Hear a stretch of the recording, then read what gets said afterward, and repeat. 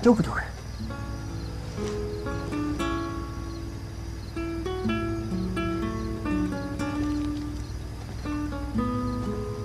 进队齐队，我知道你们有所顾虑，所以没有下狠手。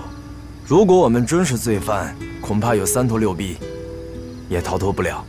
所以，得罪了，还得麻烦2位送我们一趟。请吧。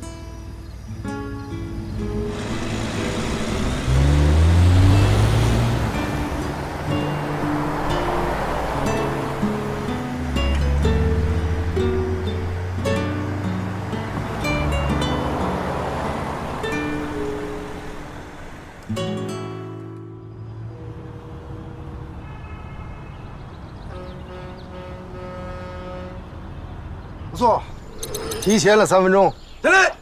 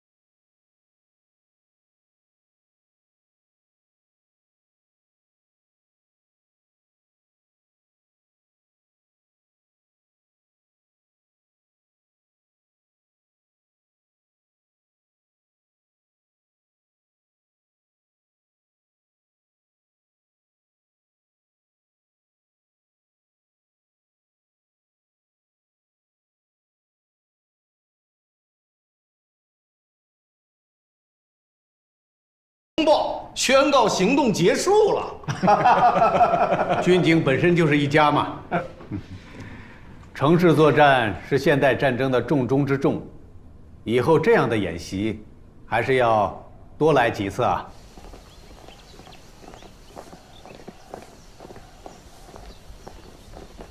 关营长，你终于回来了！你怎么来了？那小警花呢？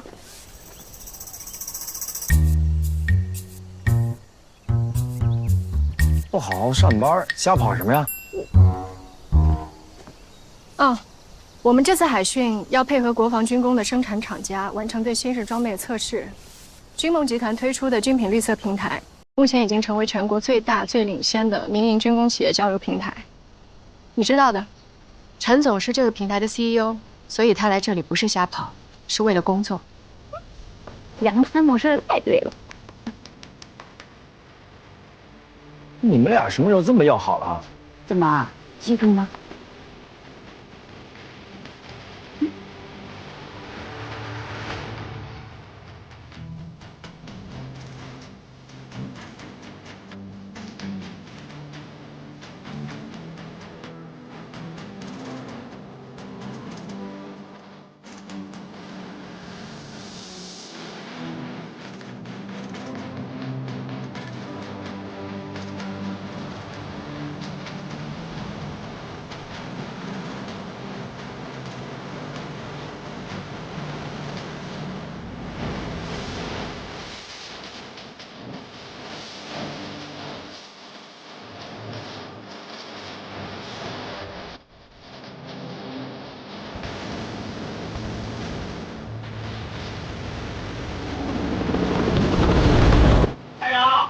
咱们营长除了安排任务下手太狠，对咱们作战还真不错。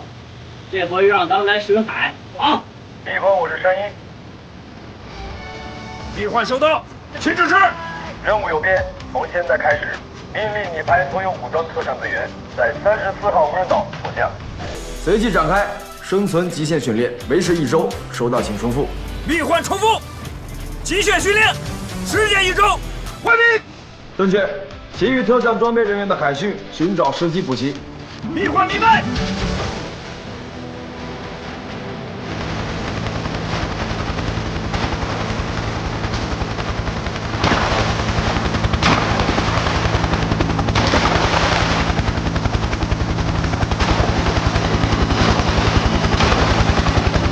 向我靠拢。登岛之后，大家迅速侦察环境，制定生存方案。出发！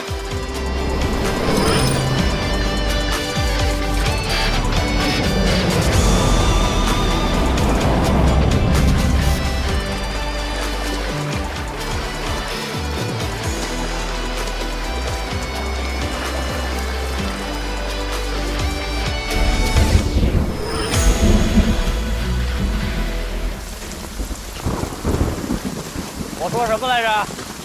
凡事都得两面看。虽然雨现在下这么大，但是解决了咱们好几天的淡水之急。还说呢，前几天用海水提取成淡水，烤火熏得我眼睛现在还疼。哎，班长，生火烤烤吧，大家衣服都湿透了都。生什么火？要是战时状态，生火就暴露了。好了，互相依靠着，先休息吧。来吧。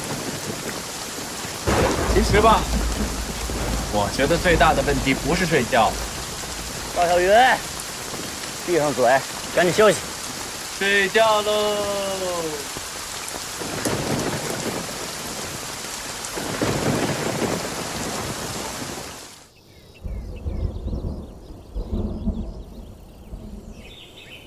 试一下。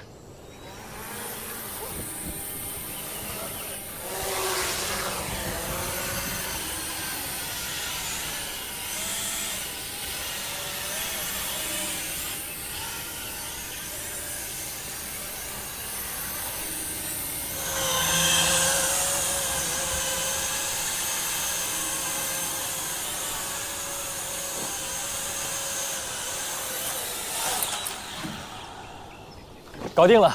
那是，还有我们粮仓搞不定的事情。那就这样可以了。陈总，您看，那架无人机又来了。这架无人机这几天一直在这附近转悠。它这上面装备了专门的侦察设备。这个地方是海防重地，该不会是有人想要窃密吧？小林，追！是。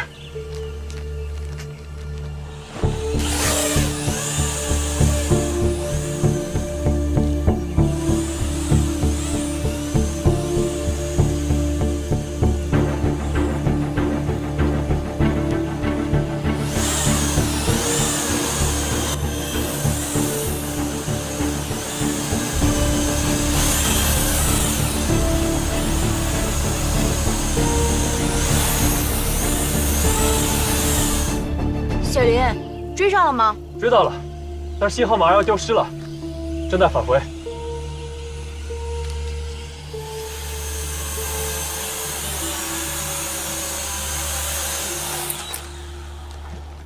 对面是个职业的高手。走，咱们追上去。是。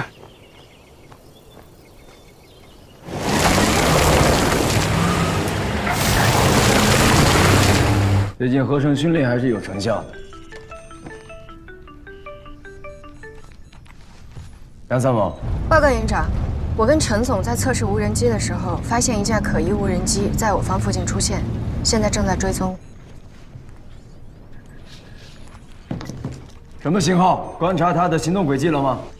没有信号，但是经过了改装，装备了相机和热成像设备，轨迹比较凌乱。我刚刚整理了一份材料，现在连同无人机的照片一起发送给你。附近有重要的军事目标吗？这块区域是当地人武部批准的，没有军事目标。但是因为离我们驻训的地点不远，所以我担心是在针对我们进行侦查。好，我马上向索部旅长汇报，你们尽快返回驻地。是。注意安全。明白。立即返回驻地。我们都追了这么久了，现在回去不就功亏一篑了？这样我们小心一点，不被他们发现。陈总，可是没有可是了，不用这么紧张的。说不定就是什么军迷爱好者自己改装的呢。陈总，前面小路左转。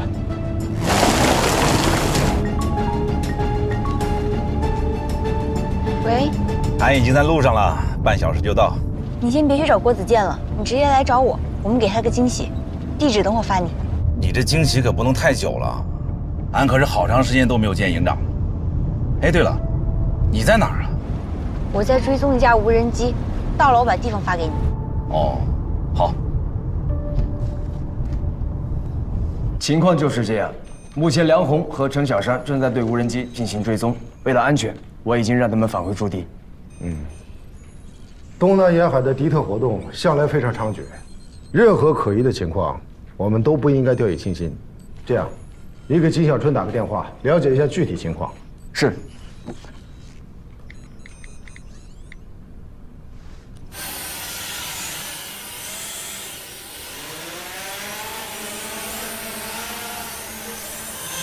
陈总，那架无人机降落了。给吴东胜发个定位。好的。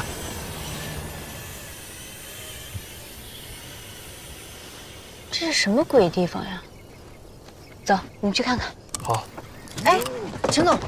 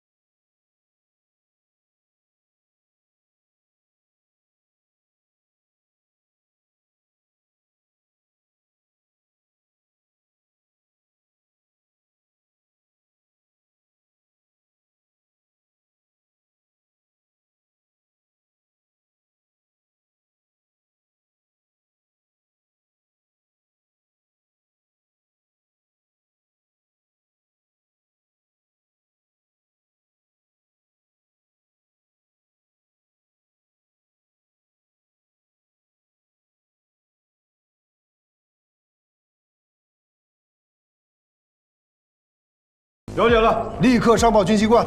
是。我们会全力搜捕。副旅长，如果逐级上报，恐怕来不及，边行动边等吧。这样也好，但是一定要记住，只能是辅助性的配合。是。邓不涵，到，报告位置。我已到达侦察车位置。立即释放高空侦察无人机，对梁红和陈小山最后活动区域方圆30。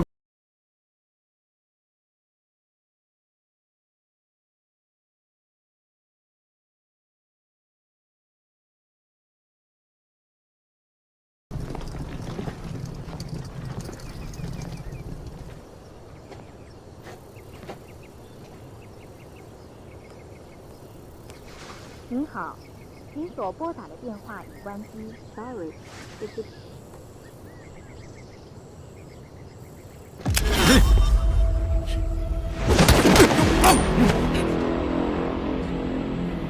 稍等。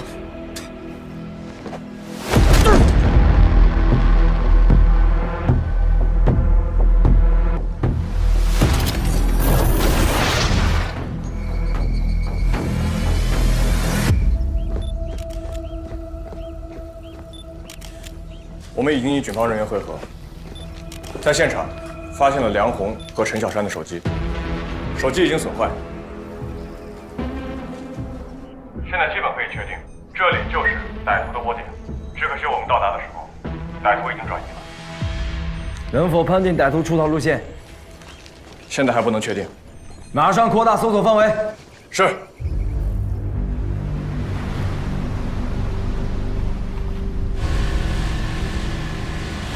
你找的这3个人靠谱吧？大哥，你放心吧，那几个人是花了大价钱请过来的，名头亮得很，对付那些警察足够了。强哥，那几个人让深海里喂鱼得了，留着也是累赘。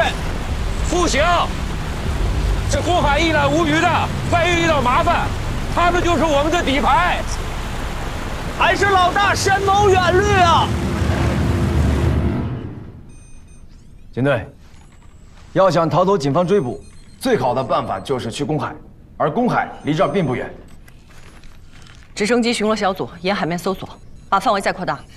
大家补充一下体力，今天是咱们在岛上的最后一天，大家好好休息调整，准备打道回府。蜜獾，领导请回答。我是蜜獾，山鹰请讲。马上进入临战状态，原地待命。蜜獾明白。排长，出事了。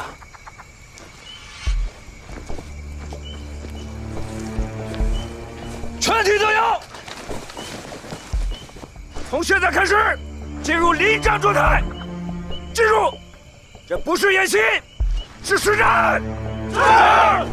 临战？杨茂林他们有实弹吗？无人岛上随时都有可能有意外发生，您一直跟我强调安全，就让他们带了5发，2发手枪用，3发步枪用，以防万一。为什么申报？不够。已经汇报过了，手续都是齐全的。确定？确定。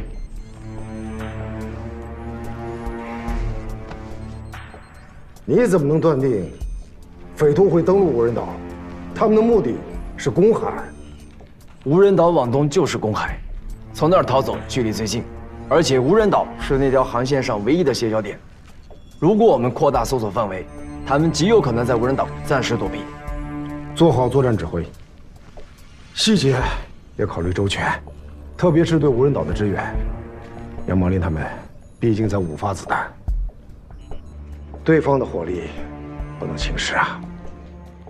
至于作战申请，我会让人去办的。明白。谢谢首长。谢什么？他们也是我的兵，他们的安全，我比你更揪心呐。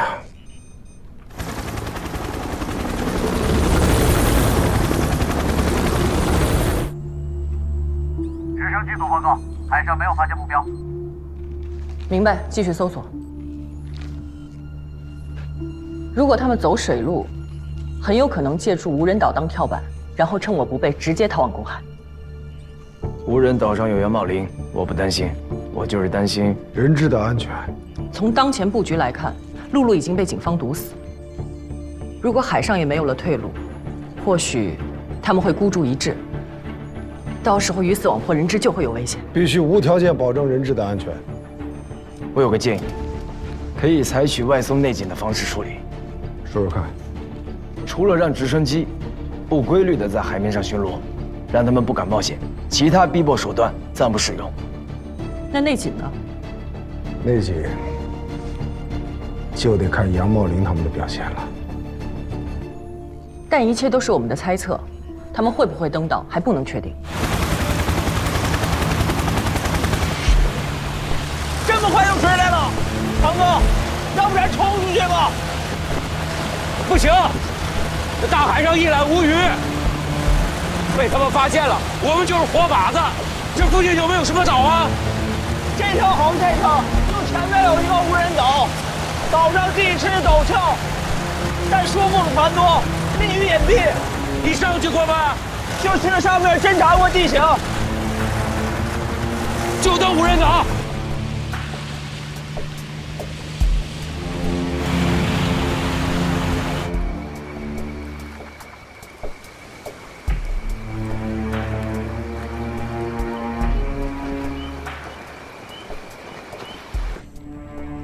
山鹰，我是蜜獾。我是山鹰，请讲。猎物已上山。现在情形如何？当前的侦查结果是，对方有3名专职武装人员，均携带外军制式突击步枪，其中1人携带狙击步枪。另外3名歹徒均有短枪，还有4名人质。4名人质，怎么还多了一个？李皇注意，敌装备精良，不可轻举妄动，一切行动听从指挥。是。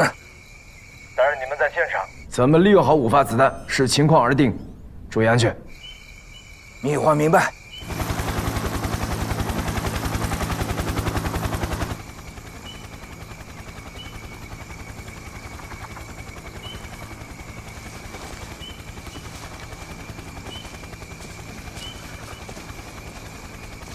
强哥，这破直升机一直在海上转悠，咱是不是暴露了？很有可能啊。不过，我们有这几个人质，他们应该不会轻举妄动的。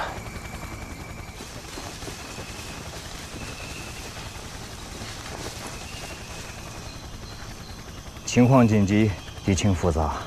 虽然营长命令我们不能轻举妄动，但我们也必须要有应对措施。咱们现在手上有枪，但是没有实弹。子弹有，但只有5发，3发步枪子弹，2发手枪子弹。我的计划是，3发步枪子弹，我1发，狙击手丁少龙、刘东各1发，手枪子弹全部暂时留在我身上，以备急用。排长，要不手枪给我吧，我抵到近前射击。这不是演习，一点差错都不能出。对方的3名保镖，刚才我仔细观察过。从他们的身形动作来看，像当过兵，不能大意。我们的3发步枪子弹就是留给他们的，但是现在天太黑，需要借助外部光源。该不会等到天亮吧？我还有1颗照明弹，灵活交给你，听我的命令再发射。明白。照明弹发出瞬间，我们按照左、中、右分工，各个击破。我左，刘东中，少龙右。是。咱们一旦干掉保镖，容易引起歹徒恐慌，会连累人质。所以，打击时机必须准确。是否清楚？清楚。清楚。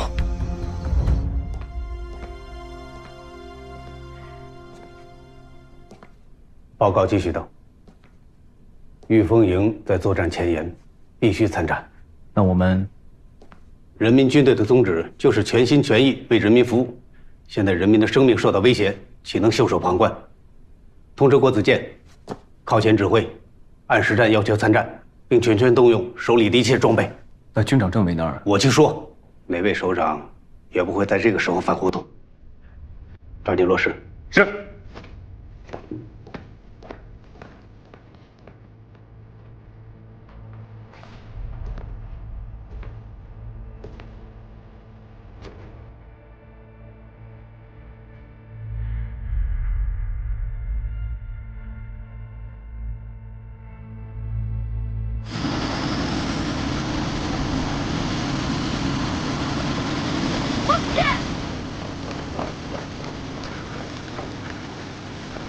我跟你们一起去。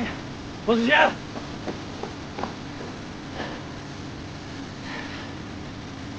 注意安全。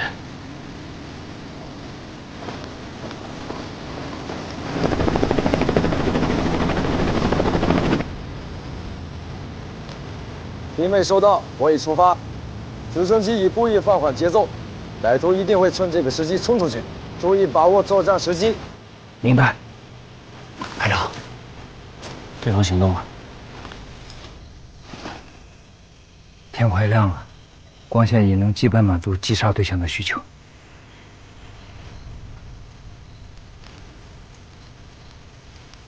刘东，少龙，记住，照明弹打出瞬间，听我命令，同时射击。是。按照指定目标，做好狙击准备，行动。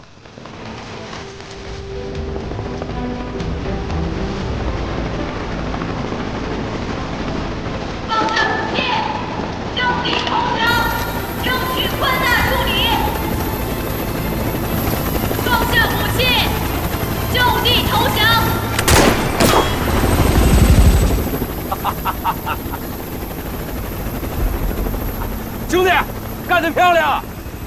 你放心，只要我能够活着回去，钱少不了你们的。走，起来，走，是。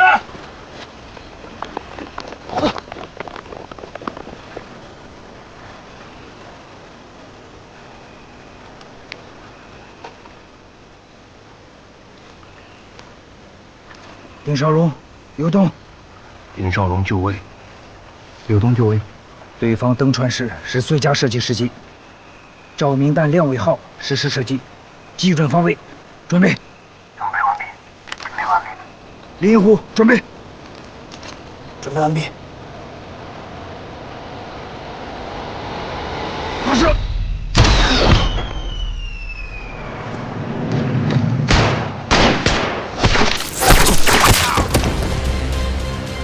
目标全部清除。声音，闭环呼叫。声音，请讲。3名保镖全部击毙，3名保镖全部击毙。保持作战状态，紧密关注。歹徒行动。是。3名歹徒已经击毙。报告指挥部，3名歹徒已被车站牌全部击毙。干得漂亮，保持联络，完毕。索副旅长，你们的战士用3发子弹就干掉了3个歹徒，真是牛啊！咱现在人质会不会就危险了？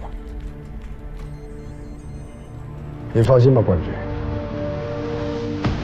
我相信郭子健不会给他们反应的时间的。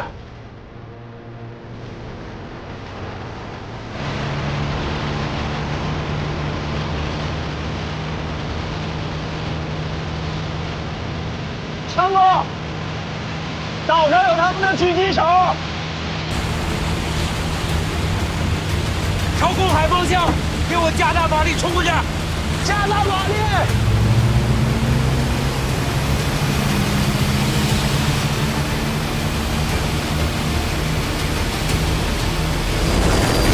我是山鹰，从丰州走下后会配合直升机将歹徒快艇战机入水方位敌情，伺机行动。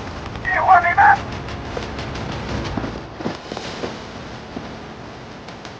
林虎，准备好了吗？早准备好了。出发！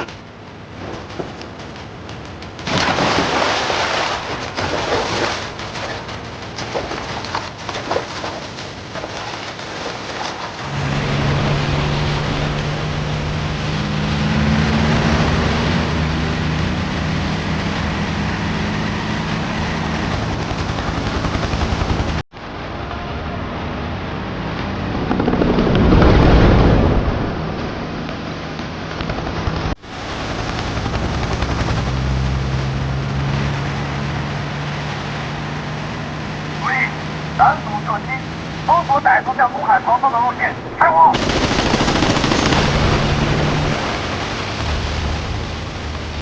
第一个人到了吧？早就准备好了，只要到了东海，就是咱们的天下了。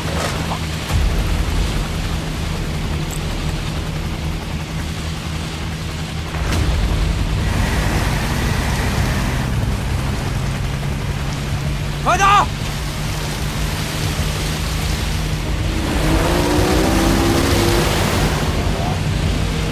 怎么把部队的人招来了？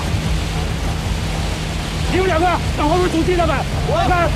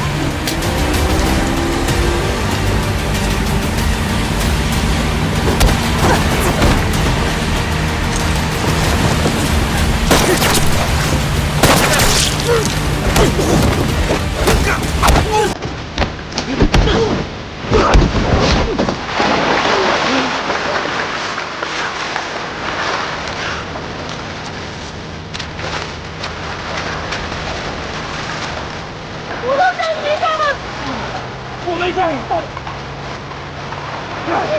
啊，没事，你没事吧？我没事。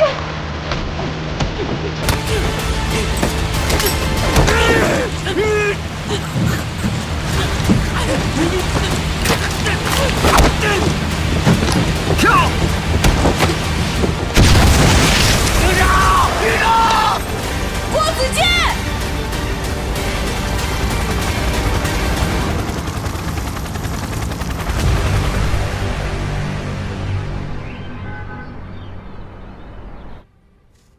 郭子健他怎么样了？他没什么大事儿，就是有点轻微脑震荡。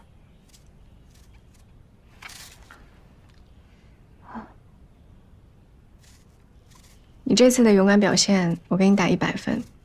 我勇敢表现，我到现在手都有点发抖呢。你是真的厉害，在那样的情况下，你都能面不改色。这不一样，我是军人啊。军人就不会害怕吗？也不见得是不怕，只不过是因为军人的身份不允许我们害怕，不然我们身后要保护的人怎么办？是呀，以前我没有什么直观的感觉，这次之后我是深有体会。我现在心中只有2个字儿：佩服。是，郭营长确实挺让人佩服的。谁佩服他呀？我佩服的是吴东胜。哦，有件事儿我还没跟别人说过呢，觉得我有点喜欢吴东胜。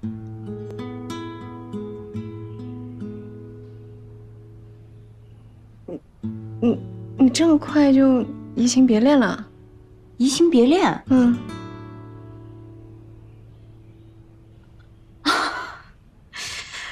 是啊，2个都挺不错的，我可怎么选呢？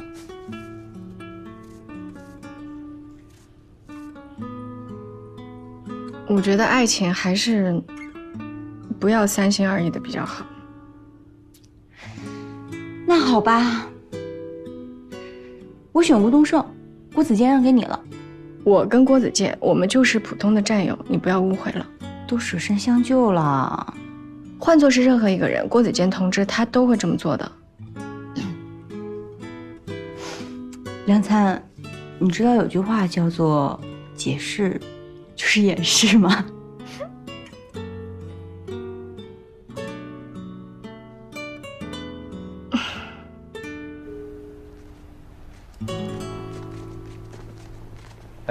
哎，你干嘛去啊？我打算去看看你，你干嘛去？我也打算去看看你。你没事吧？我没事儿，你没事吧？我真没事。谢谢。没想到这次海训是以这样的方式结束的。是啊，天天讲实战，这一次虽然只是几个毒贩，但也算真枪实弹的干了一把，也是一次难得练兵的好机会。是这样的，曾慕涵他给我发来数据，我看了一眼，连其他几支临时战队他们训练的成绩、综合评定都比以往提高了不少。这一次你的功劳最大。你的功劳最大。你的功劳最大。你的功劳最大。要不咱俩就别互捧了。啊。你手还有伤呢，那你没事休息吧。嗯，给你带的。谢谢。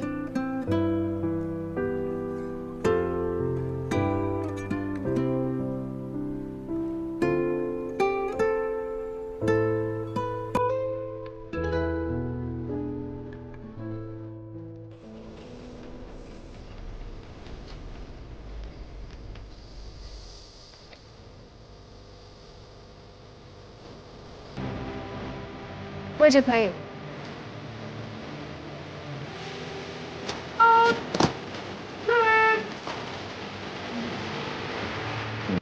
这个位置对吧？通缉兵，到，马上联系特战排。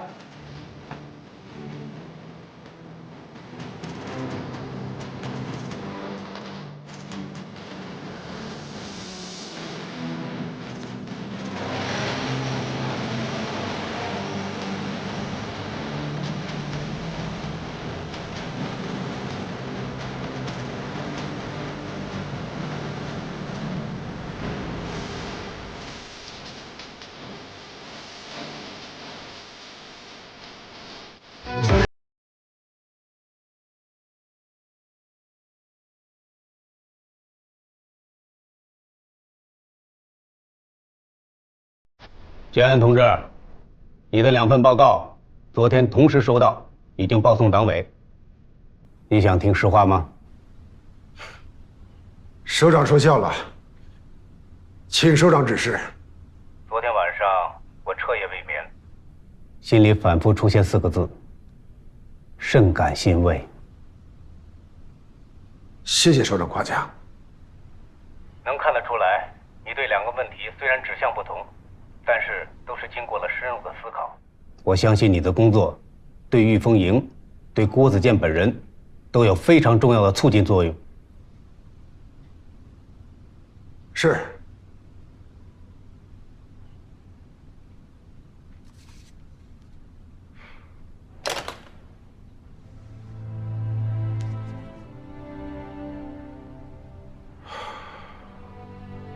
首长，有一件事儿，我一直是百思不得其解，我希望您能给我一点建议。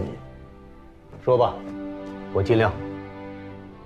我承认啊，我对郭子健有一种无法回避而又强烈的个人好恶，所以上一次吴东胜事件之后，他不是休假回来直接进了教导队吗？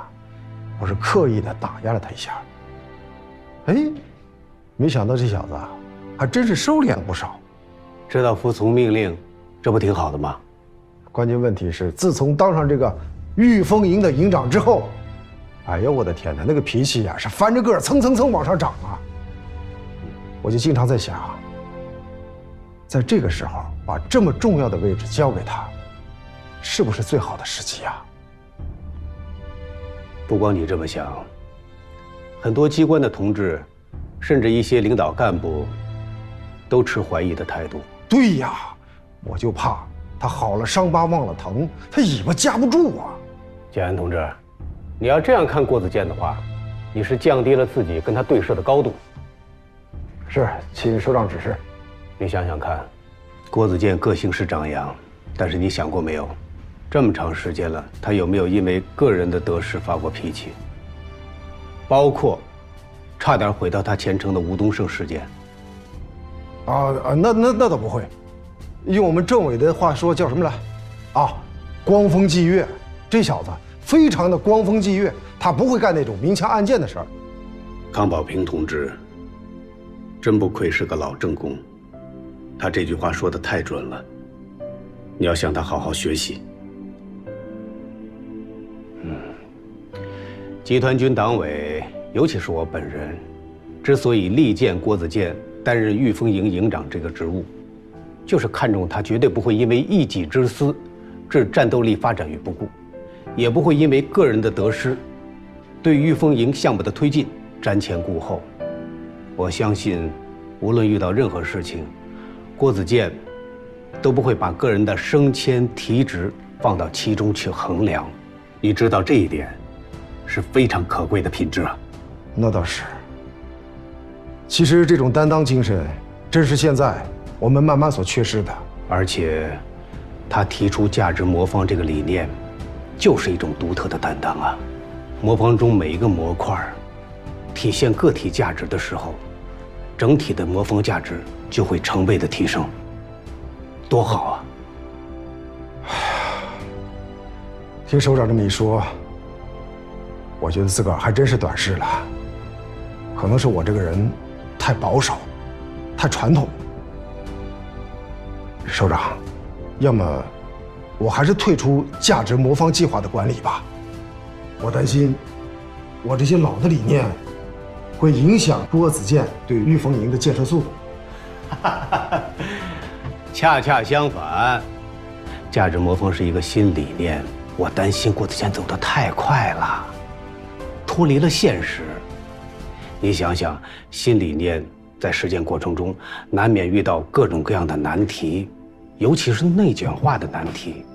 可这些呢，恰恰是你的长处，所以你的价值无可替代。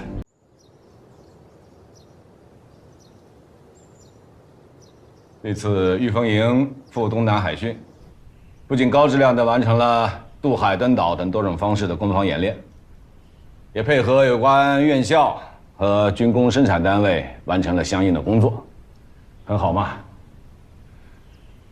但是，更值得一提的是，配合当地的公安部门联手消灭了有高科技背景的贩毒团伙，成功解救了人质。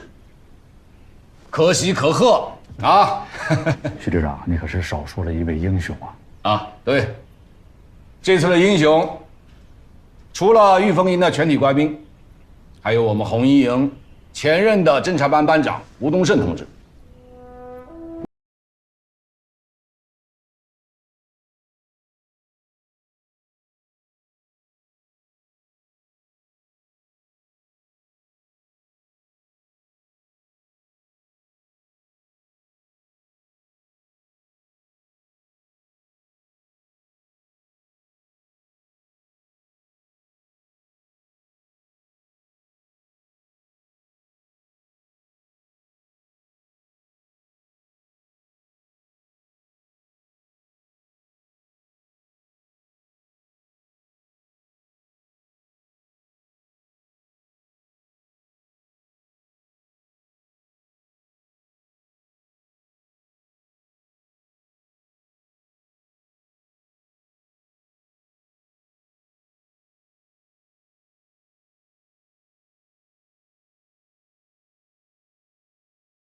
但旅长亲口说了，给御风营放2天假，也得让大家休息休息。老这么绷着，时间长了弦会断的。而且我把今晚的岗哨全都换成了骨干，警戒没有松懈，战备手段也还有，所以应该没什么问题。你先回去休息吧，我去车炮厂看看。行，那如果有情况的话，随时通知我。好。老婆，首长给我们明天放2天假，我想一大早起来呢，就赶快去超市给你们做顿好的啊。那个，你看你能那个微信红包先给我转100吗？啊，嘿，好，谢谢老婆。哎，我上回炖那大鹅，你还想不想吃？那你那个红包给我转200，你看行吗？哎，好嘞，谢谢老婆啊，好嘞，那你先挂，我这马上睡了，再见。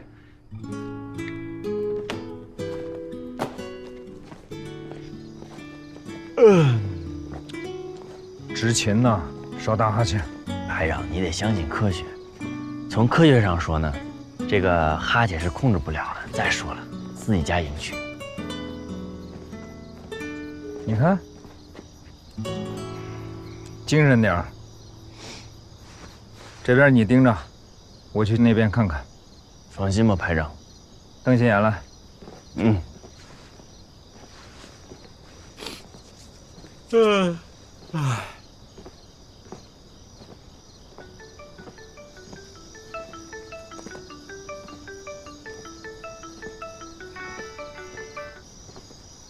哎，小山，怎么了？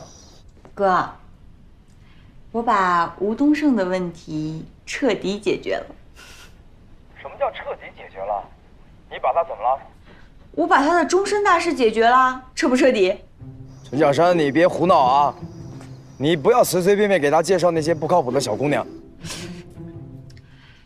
那你觉得我算不算靠谱？你更不靠谱。不是，你什么意思啊？不要因为一次英雄救美，你就混淆对他的感情。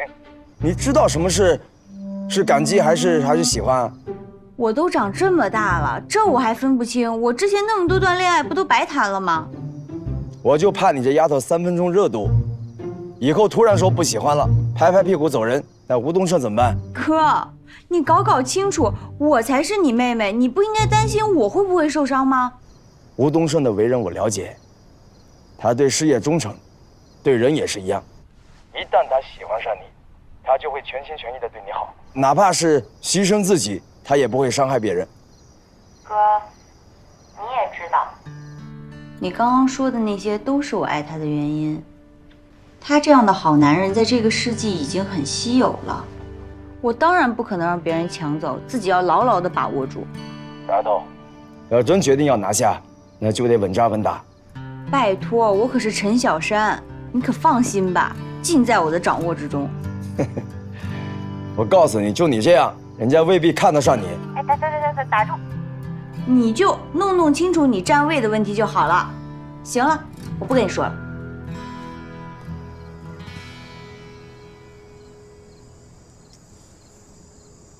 这吴东胜成我妹夫了。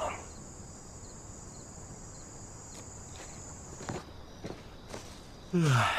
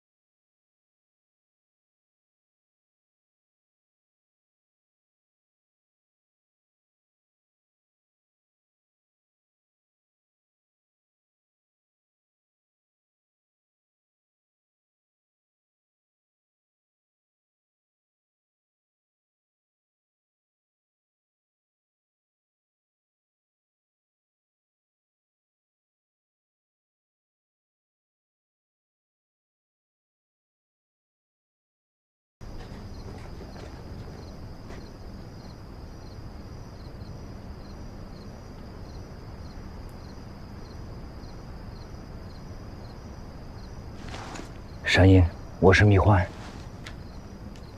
我在楼后右侧小树林，听候指令。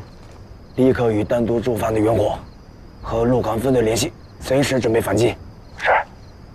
御风营的战友们，告诉你们一个好消息：北京时间凌晨1点04分，你们光荣的成为了飓风营的战俘。报告，江营长，你这是玩阴的，偷袭我们算什么英雄好汉？偷袭是你们郭营长的拿手好戏，我只不过是现学现卖，以其人之道还治其人之身。是你们自己放松了警惕，才让我们有了可乘之机。报告，没有发现郭子健。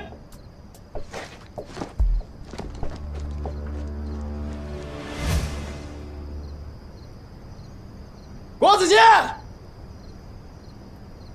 我知道你在附近，出来吧！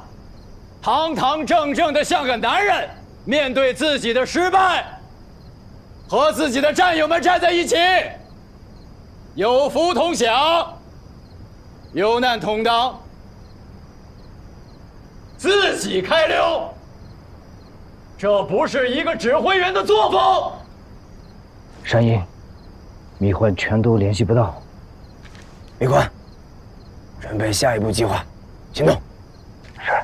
郭子健，不要白费力气了。你应该明白，我能站在这里，就说明你所有的作战关节点全部被我拿下。我知道你还有支援火力，但是你的战友们在这里，你敢开火吗？御风营的战友们，看到了吗？这就是你们的营长，他抛弃了你们，眼睁睁地看着你们做俘虏，自己一个人灰溜溜地逃走了。蒋学强，蒋学强，我现在手里要有把枪，你就没那么多废话。郭营长，好久不见，想我了吗？你想赢想疯了吧？大晚上吃饱了撑的，别冲我发火。你应该想一想，我敢在396旅的营区里搞这么大的阵仗，没有上级的指示，我会这么没事找事吗？吕首长可亲口说了，给我们御风营2天的假期。可还有一位首长亲口说过，你们御风营要保持3级以上的战备状态，并且专门强调，不经他本人允许，不许解除。你忘记了吗？关于御风营的这次行动，军旅2级首长都非常重视，希望你们发挥自己的主观能动作用，无论如何打好这仗。是。另外有个要求，我必须强调一下。梁副军长指示，御风营自即日起保持3级以上战备状态，一直到返回营区接到他本人的命令才能解除。郭营长，我想请问，如果没有那次完胜的军警联合作战，如果没有胜利之后，上级、社会、媒体的一致哄抬，更重要的是，如果没有吕首长亲口许诺的2天假期，你郭子健一直紧绷的战备之弦，会不会在今晚突然松懈？我知道，你还有一个杨茂林在穿针引线，我也知道，你还有一些火力打击力量可以把营区变成一片火海，但是你的指挥部在这里，你的战友在这里，你自己也在这里。郭子健，你输了，千万别跟我说什么从头再来，我凭什么给你机会从头再来？我一听搬用机枪，就可以把你的部队全歼，你有什么机会从头再来？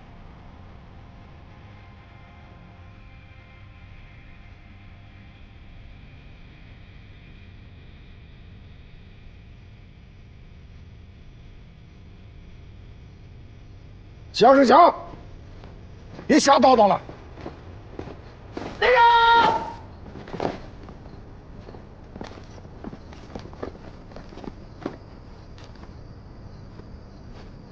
首长同志，演习任务圆满完成，请指示。稍息。是。上线。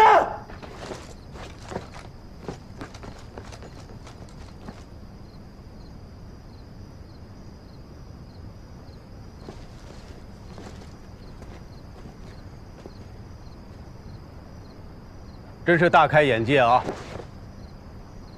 稍息，我面前站着一支这样的御风营，我知道你们心里边有的人肯定不服啊，有的人心里一直在想，梁北华又要讲什么事儿给我们添堵啊？有些话我可以不说，但我今天面对的是这样一支御风营。我不得不说几句，你们都竖起耳朵给我听好了。从我到今，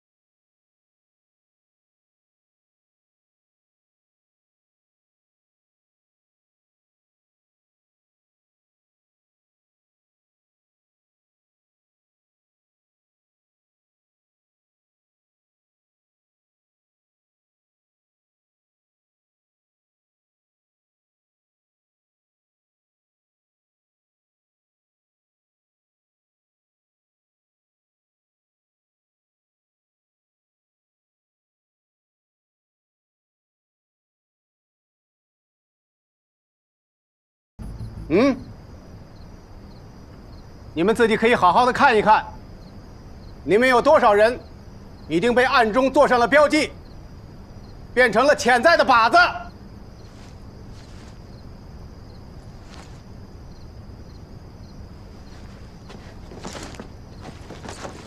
报告，首长，我想说，就算他杨茂林再厉害，他一个人能改变什么呢？能改变什么？我不讨论。你们自己回去，用你们的脑子好好进行反思。是。现在我宣布，从现在开始，御风营战备解除，放假2天。是。立正。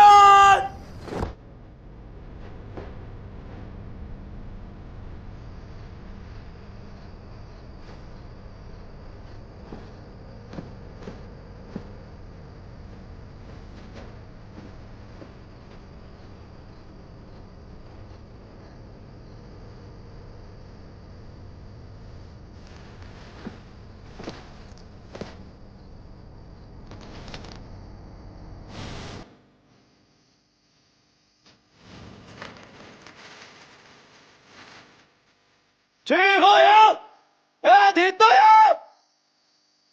大会，陈友春，报告。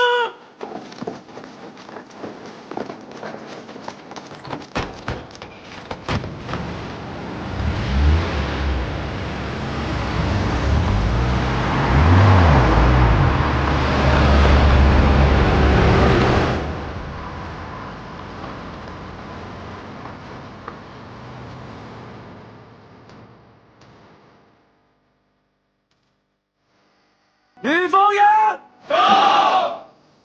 听我命令，所有人，不分男女，不分兵种，不分专业，不分岗位，5分钟之后按建制带到体能训练场，每个人10公里武装越野，听明白没有？明白，明白。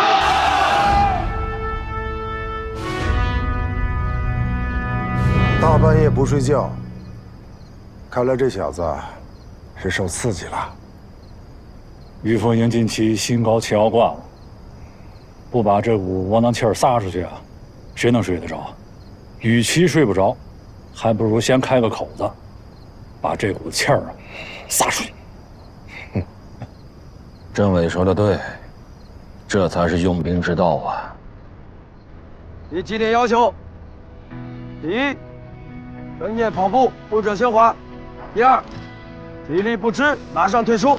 第3，训练结束以后不用集合，班长骨干清点人数带回。再然后洗澡睡觉，明天放假。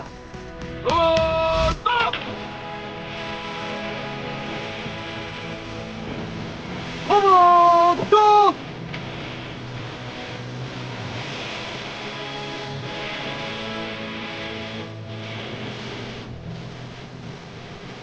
拿得起放得下，扯得开拢得住，这小子成熟多了。张弛有道，才能调整身心啊。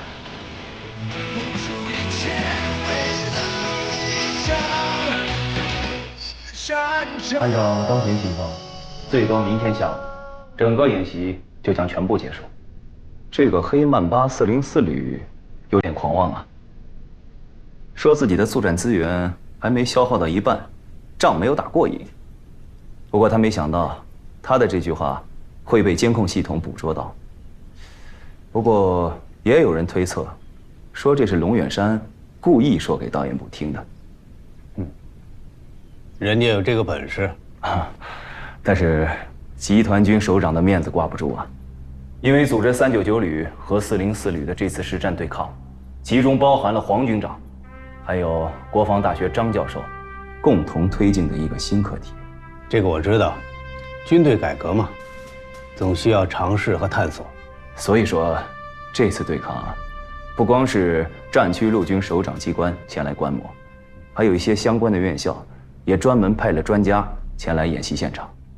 据说导演部里不仅是将星云集，教授们的肩牌也是星光熠熠呀。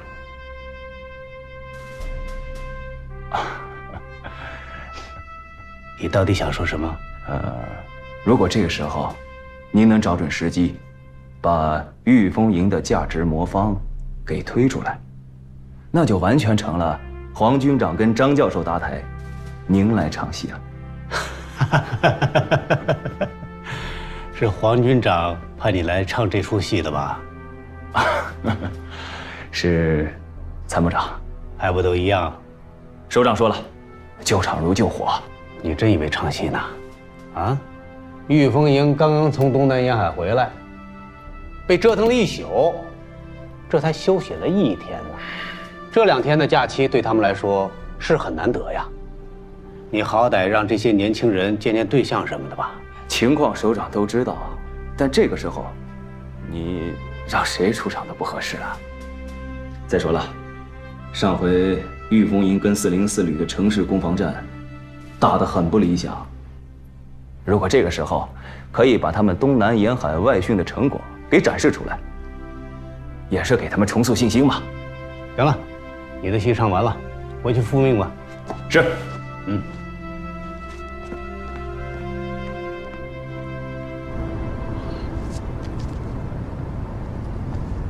咱这刚回来，屁股都没坐稳呢，干嘛非得凑这趟热闹啊？不为别的，就为检验一下御风营的训练成果。他郭子健又不是龙远山的对手，就怕最后啊还是得丢人。过去是手下败将，现在未必。不可能！哎呀，搁在以前，我也会说不可能。但是现在，这个一厢情愿的不可能，未来很可能成为打向自己的耳光。我承认，我对郭子健过去确实有点偏激了。其实他这个人没有自信，而且敢于承担责任，这一点你我未必能做得到。他怎么能跟您比呢？反正对于他这个人，我还是保留我的个人意见。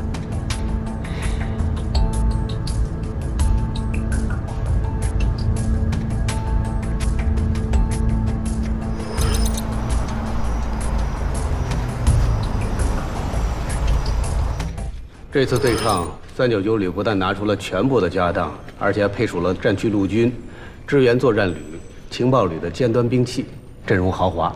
但是这一仗打得实在是窝囊。如果我没有记错，399是近年来战区陆军体系作战的试点单位。上次云林山的体系作战演示，给人留下深刻印象。我记得当时你张教授用4个关键词来评价他们：上衔下接，左连右通，真打一体，天衣无缝。是啊，多少年了，侦察预警感知难，态势融合共享难，指挥控制联动难，信息网络防护难，精准保障的实施难，这难那难，到头来都是体系作战实现难。399旅用高度的系统集成，成功的解决着一系列难题，令人激动。老黄，但这一次成也萧何，败也萧何。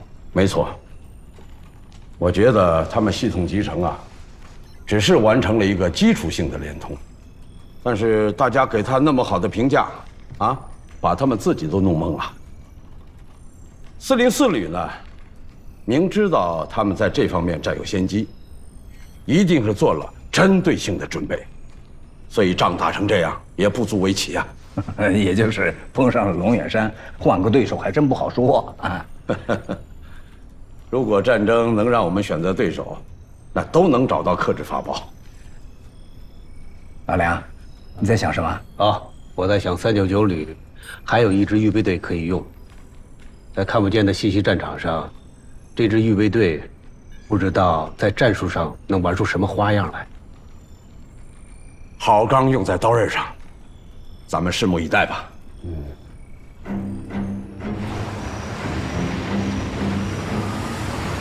梁参谋，这是你立体信息平台建立后的首战，我们就拿龙远山的404旅开会，怎么样？没问题。从拿到任务开始，我就一直在琢磨，如果我们想要对抗404旅，以前用过的招数可不行，一定要用没有用过的，才有可能有效。是的，罗远山跟我们实在是太熟悉了，只要我们一出手，一定知道是谁。说实话，虽然带着部队一直在机动，但我脑子没醒过，考虑了几个作战方案，但我觉得最合适的是迪安娜行动。迪安娜行动。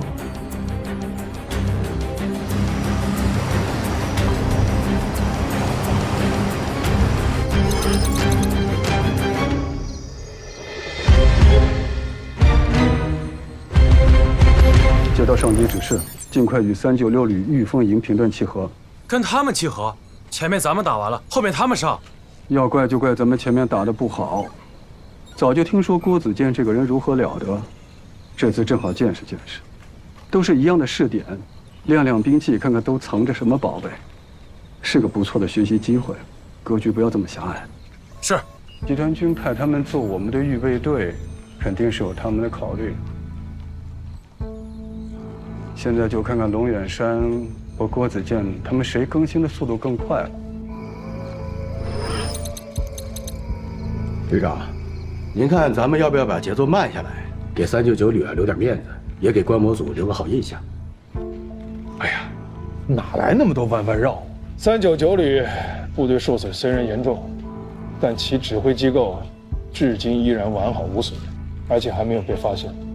只要大脑还存在，就不能掉以轻心。四肢都没了，再好的大脑有什么用？铁军，我看这几次胜利让你也轻飘飘了。演习还没结束，胜负都不好说呀。这就像下象棋，哪怕你车马炮都齐全，但恰好不在位置上。人家虽然是单枪匹马配小卒，只要位置恰到好处，照样可以翻盘。您是说过河族当居士啊？未来战争，在火力几乎完全具备远程打击能力的前提条件下，一支小分队如果其背后的信息保障体系完备，只要提供几个关键性的打击要点，照样可以毁掉一支雄狮劲旅。要是咱们的突击小分队，我认为可以达到这种效果。399旅未必。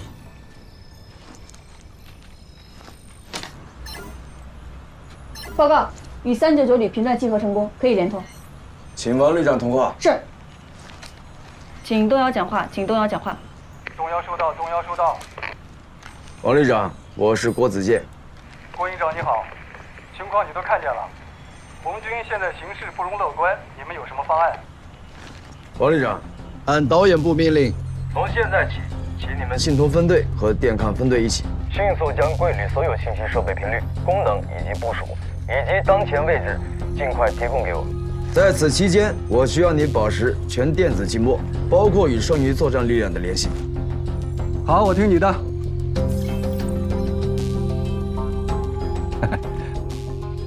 王军长，这就是你说的要用在刀刃上的好钢吗？一个加强营还不够龙眼山喝一壶的。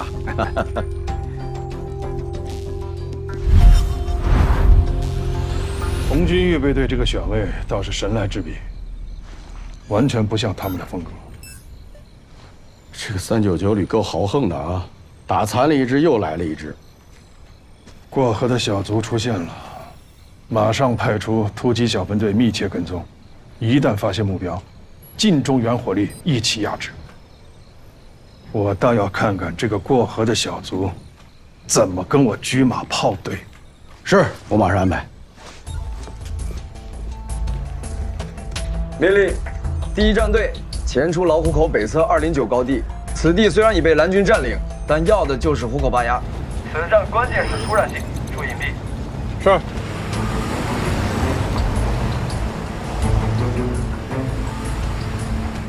第二战队沿石管河刘庄南段、方庄西段隐蔽接敌。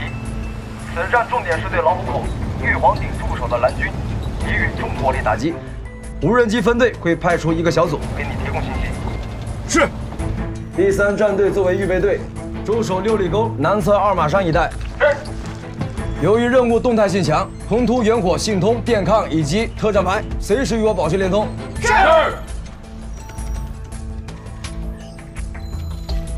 预备队位置选点不错啊，可惜他对付的是龙远山呐。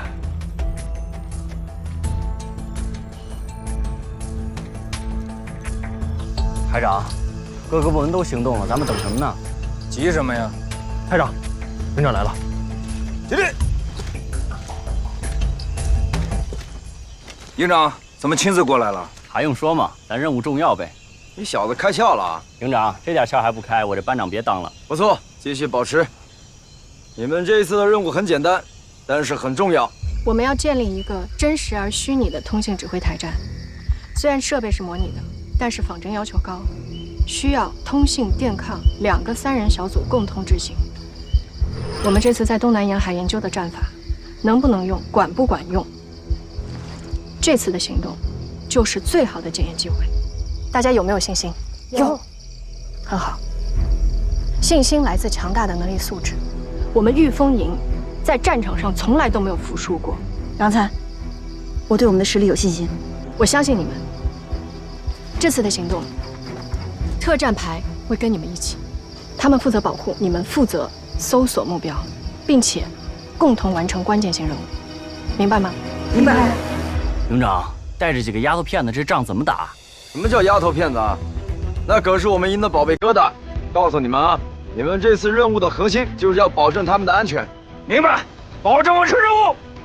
直升机不能送你们太远，容易被侦察，所以剩下的路要靠你们2条腿来完成。不管采取什么样的方式，一定要把这几个宝贝疙瘩给我保护好了。是。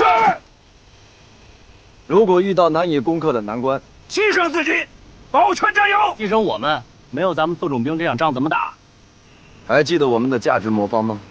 你口中的丫头片子就是这次魔方的核心。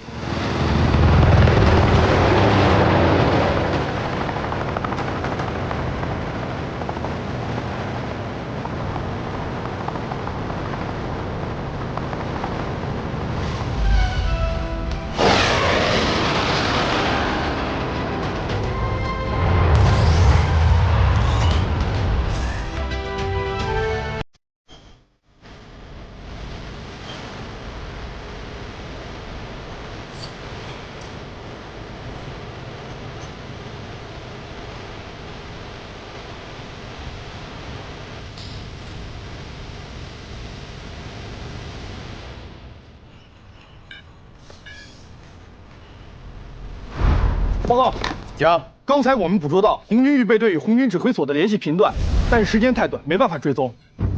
只是有一点很奇怪。直接说。红军的所有信息联通全部中断。静默了。是。密切关注。是。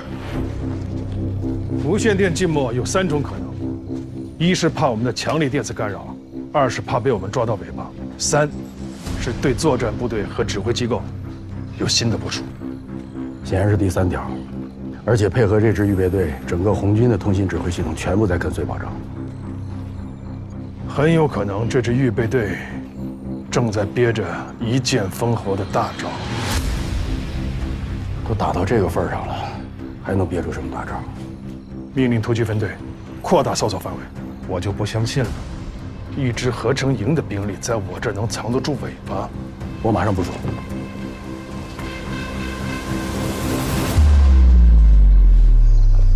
报告，队长，这2位是399旅的突击人员，被打散保存下来的。哎呀，那太好了呀！你们是399旅哪个营的？报告领导，我们是399旅合成319连的。哦，我知道。你们9连的连长徐志强，我们2个很熟啊，我们在一起参加过集训，还住同一间宿舍呢。他现在怎么样了呀？不会也挂了吧？我们徐连长本来已经带着2辆步战车逃脱了，但却被对方的突击小分队发现，最后还是牺牲了。可惜啊。那他们现在在哪儿呢？翻过前面那座山头就是。还有保存下来的装备吗？有1辆步战车，1辆突击炮车，还有20多名战友。好，太好了！你们马上去联系他们，我们一会儿就赶过来。是。集结部队，马上出发。是。哎，你们两个路上慢点啊！去找2个人，盯住他们。是。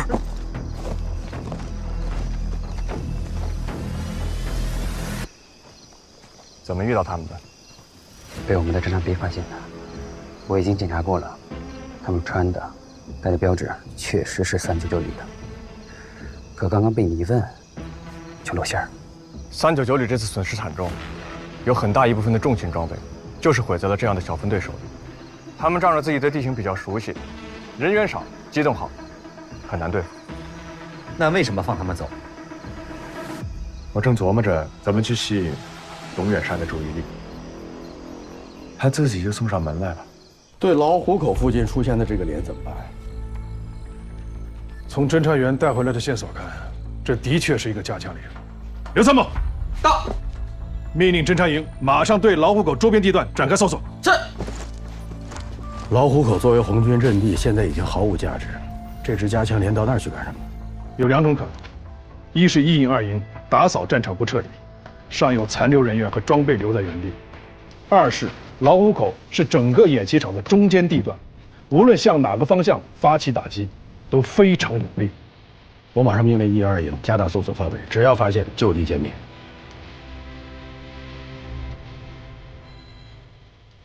难道这就是他们想出来的杀招吗？凭一个加强连就想翻盘，也未免太小看我龙远山了。红军预备队虽然弄出个全场静默，但既无战法又无良谋，苟延残喘吧。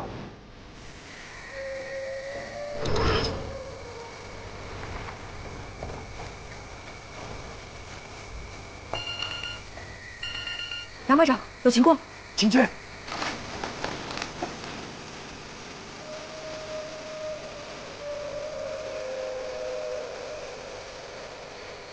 终于让我给逮到你了，同志们，第1组精确定位，第2组捕捉频段。马长征，夜视望远镜。